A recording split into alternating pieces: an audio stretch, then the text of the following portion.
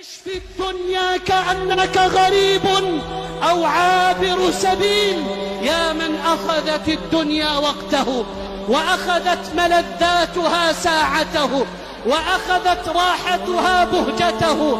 يقول النبي موصيا إياي وإياك: عش في الدنيا كأنك غريب أو عابر سبيل. فقال ابن عمر معلقا على قوله صلى الله عليه وسلم، قال: فإذا أمسيت فلا تنتظر الصباح، وإذا أصبحت فلا تنتظر المساء. ثم قال ابن عمر موصيا عبد الله: خذ من حياتك لموتك وخذ من صحتك لمرضك.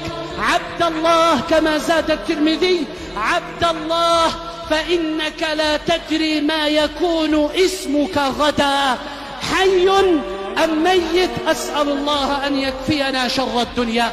وتأمل معي الحديث، تأمل معي الحديث، أسألك بالله.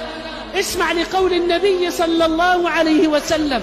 قال لابن عمر وهو يعظني وإياك معه، قال: عش في الدنيا كأنك غريب، ثم قال: أو عابر سبيل.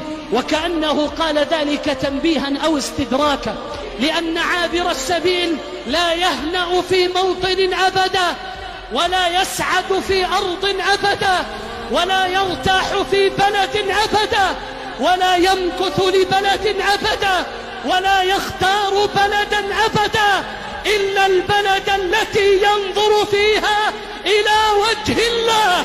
إنها الجنة، إنها الجنة، إنها الجنة. الدنيا ملعونة بلعنة الله ورسوله. الله يقول: زين للناس، زين للناس. أخذتنا الدنيا، والله لا أبرئ نفسي.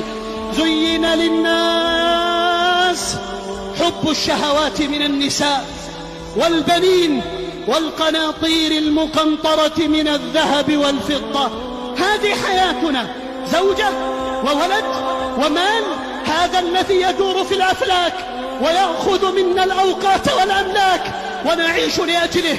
زين للناس حب الشهوات من النساء والبنين والقناطير المقنطرة من الذهب والفضة والخيل المسومة، سيارات فارهة وركوبات جارهة وحياة مختلفة، والخيل المسومة والأنعام والحرث. ثم أراد الله أن ينبهني وإياك فقال: ذلك إشارة للبعيد، إشارة لبعده عن من؟ لبعده عن الله وعما يرضيه.